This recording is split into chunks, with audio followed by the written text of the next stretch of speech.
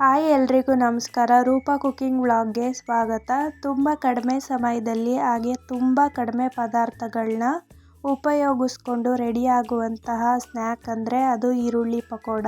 ಕ್ರಿಸ್ಪಿಯಾಗಿ ಎಷ್ಟೊತ್ತಿಟ್ಟರು ಮೆತ್ತಗಾಗಬಾರ್ದಂದರೆ ಈ ವಿಡಿಯೋನ ಕೊನೆವರೆಗೂ ನೋಡಿ, ಡೀಟೇಲಾಗಿ ತೋರಿಸಿದ್ದೀನಿ. ಹಾಗೆ ಇನ್ನೂ ಯಾರು ನನ್ನ ಚಾನಲ್ನ ಸಬ್ಸ್ಕ್ರೈಬ್ ಮಾಡ್ಕೊಂಡಿಲ್ಲ ಸಬ್ಸ್ಕ್ರೈಬ್ ಮಾಡ್ಕೊಳ್ಳಿ, ಪಕ್ಕದಲ್ಲಿರುವಂತಹ ಬೆಲ್ ಬಟನ್ನು ಕ್ಲಿಕ್ ಮಾಡಿ. ಮೊದಲಿಗೆ ಈರುಳ್ಳಿ ಪಕೋಡ ಮಾಡ್ಕೊಳ್ಳೋಕ್ಕೆ ಈರುಳ್ಳಿನ ಈ ಥರ ಉದ್ದುದ್ದಕ್ಕೆ ಹೆಚ್ಚಿಡ್ಕೋಬೇಕು. ಇಲ್ಲಿ ನಾನು 2 ಕಪ್ ಆಗುವಷ್ಟು ಈರುಳ್ಳಿನ ತಗೊಂಡಿದ್ದೀನಿ. ಆದಷ್ಟು ತೆಳುವಾಗಿ ಈರುಳ್ಳಿನ ಕಟ್ ಮಾಡಿಕೊಂಡ್ರೆ ಪಕೋಡ ತುಂಬ ಚೆನ್ನಾಗಿ ಬರುತ್ತೆ. ಇವಾಗ ಈರುಳ್ಳಿನ ಹಾಕ್ಕೊಂಡಾದ್ಮೇಲೆ ನೀಟಾಗಿ ಕೈಯಲ್ಲಿ ಮಿಕ್ಸ್ ಮಾಡ್ಕೋಬೇಕು. ಈರುಳ್ಳಿ ಎಲ್ಲ ಒಂದೊಂದೇ ಸ್ಲೈಸ್ ಆಗಿ ಬಿಡ್ಕೋಬೇಕು. ಅಲ್ಲಿವರೆಗೂ ಈ ಥರ ಕೈಯಲ್ಲಿ ಮಿಕ್ಸ್ ಮಾಡ್ಕೋಬೇಕು. ನಾನಿಲ್ಲಿ 2 ಮೀಡಿಯಮ್ ಸೈಜ್ ಈರುಳ್ಳಿನ ತೊಗೊಂಡಿದ್ದೀನಿ. ನೀವು ಬೇಕಾದರೆ ಎಷ್ಟು ಈರುಳ್ಳಿನಾದ್ರೂ ತೊಗೋಬೋದು. ನೋಡಿ, ಇಲ್ಲಿ ನಾನು ಎಲ್ಲದೂ ಈರುಳ್ಳಿನ ಈ ಥರ ಸ್ಲೈಸ್ ಆಗಿ ಮಾಡ್ಕೊಂಡಿದ್ದೀನಿ. ಇವಾಗ ಇದಕ್ಕೆ 1 ಸ್ಪೂನ್ ಆಗುವಷ್ಟು ಉಪ್ಪನ್ನ ಹಾಕ್ಕೊಂಡಿದ್ದೀನಿ.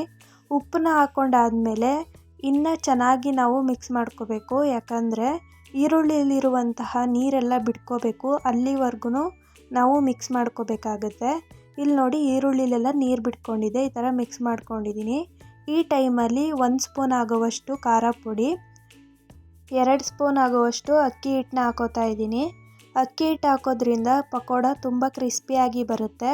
ಇವಾಗ ಒಂದು ಸತಿ ಚೆನ್ನಾಗಿ ಮಿಕ್ಸ್ ಮಾಡ್ಕೋಬೇಕು. ಖಾರ, ಉಪ್ಪು ಮತ್ತು ಅಕ್ಕಿ ಹಿಟ್ಟೆಲ್ಲ ಮಿಕ್ಸ್ ಆಗಬೇಕು. ಅಲ್ಲಿವರೆಗೂ ಮಿಕ್ಸ್ ಮಾಡ್ಕೋಬೇಕು. ಮಿಕ್ಸ್ ಮಾಡ್ಕೊಂಡಾದ್ಮೇಲೆ ಈ ಟೈಮಲ್ಲಿ 1 ಮೆಣಸಿನ್ಕಾಯಿನ ಚಿಕ್ಕದಾಗಿ ಹೆಚ್ಚಿ ಸೇರಿಸ್ಕೊಂಡಿದ್ದೀನಿ. ಹಾಗೆ ಒಂದು 5ರಿಂದ 6 ಎಲೆ ಕರಿಬೇವಿನ ಸೊಪ್ಪು, ಅರ್ಧ ಟೀ ಸ್ಪೂನ್ ಆಗುವಷ್ಟು ಜೀರಿಗೆ, ಹಾಗೆ ಸ್ವಲ್ಪ ಕಡಲೆ ಹಿಟ್ಟನ್ನ ಸೇರಿಸ್ಕೊತಾ ಇದ್ದೀನಿ. ಒಂದೇ ಸತಿ ಜಾಸ್ತಿ ಕಡಲೆ ಹಿಟ್ಟನ್ನ ಹಾಕೋಬಾರ್ದು. ಇಲ್ಲಿ ನಾನು 2 ಸ್ಪೂನ್ ಆಗುವಷ್ಟು ಅಕ್ಕಿ ಹಿಟ್ಟನ್ನ ತೊಗೊಂಡಿದ್ದೀನಿ. ಹಾಗೆ 4ರಿಂದ 5 ಸ್ಪೂನ್ ಆಗುವಷ್ಟು ಕಡಲೆ ಹಿಟ್ಟನ್ನ ಹಾಕ್ಕೊಂಡಿದ್ದೀನಿ. ಕಡಲೆ ಹಿಟ್ಟನ್ನ ಜಾಸ್ತಿ ಹಾಕ್ಕೊಂಡು ಮಿಕ್ಸ್ ಮಾಡಿಕೊಂಡ್ರೆ ಈರುಳ್ಳಿ ಪಕೋಡ ಬೇಗ ಮೆತ್ತಗಾಗ್ತವೆ. ಅದಕ್ಕೆ ನಾನು ಒಂದು 4ರಿಂದ 5 ಸ್ಪೂನ್ ಆಗುವಷ್ಟು ಕಡಲೆ ಹಿಟ್ಟನ್ನ ಹಾಕ್ಕೊಂಡಿದ್ದೀನಿ. ನೋಡಿ, ಇಲ್ಲಿ ನಾನು ಸ್ವಲ್ಪನೂ ನೀರನ್ನ ಸೇರಿಸಿಲ್ಲ. ಈರುಳ್ಳಿಲೇ ನಾವು ಈ ಥರ ಮಿಕ್ಸ್ ಮಾಡ್ತಾ ಹೋದರೆ ನೀರು ಬಿಟ್ಕೊಳ್ಳುತ್ತೆ. ತುಂಬ ಗಟ್ಟಿ ಆಯಿತು ಅಂದರೆ ಸ್ವಲ್ಪ ನೀರನ್ನ ಸೇರಿಸ್ಕೋಬೋದು. ಸ್ವಲ್ಪನೂ ನೀರನ್ನ ಸೇರಿಸಿಲ್ಲ, ಈರುಳ್ಳಿಲಿ ಬಿಟ್ಕೊಂಡಿರೋ ನೀರಲ್ಲೇ ಕಲಿಸ್ಕೊಂಡಿದ್ದೀನಿ.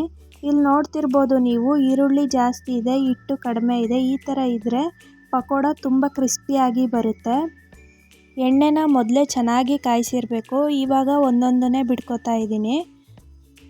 ಈ ಒಂದು ಪಕೋಡನ ಬೋಂಡ ಥರ ಬಿಡ್ಕೋಬಾರ್ದು. ಹಿಟ್ಟನ್ನ ಹೇಗೆ ಕೈಯಲ್ಲಿ ತೊಗೋತೀವಿ ಅದೇ ಥರ ಬಿಡ್ಕೋಬೇಕು.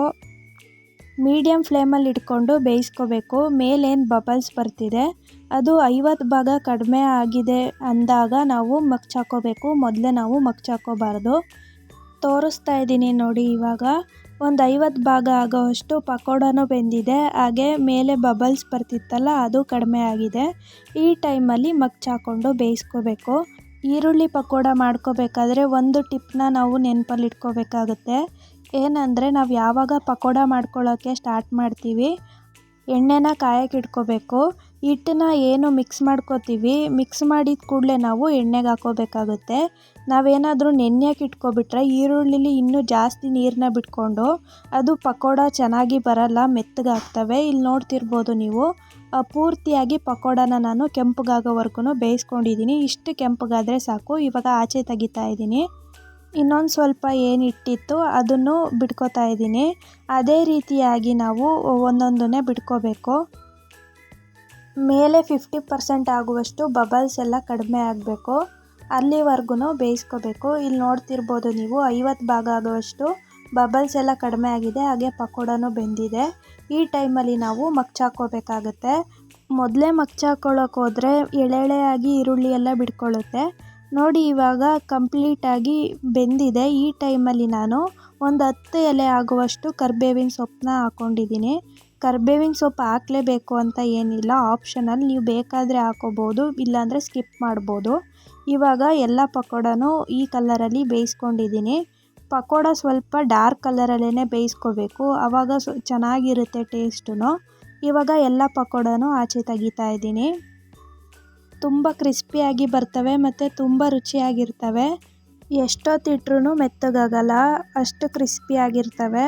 ಈ ವಿಡಿಯೋ ನಿಮಗೆ ಇಷ್ಟ ಆದರೆ ಲೈಕ್ ಮಾಡಿ, ಶೇರ್ ಮಾಡಿ, ಕಮೆಂಟ್ ಮಾಡಿ. ಇನ್ನೂ ಯಾರು ನನ್ನ ಚಾನಲ್ನ ಸಬ್ಸ್ಕ್ರೈಬ್ ಮಾಡ್ಕೊಂಡಿಲ್ಲ ಸಬ್ಸ್ಕ್ರೈಬ್ ಮಾಡ್ಕೊಳ್ಳಿ. Thank you for watching.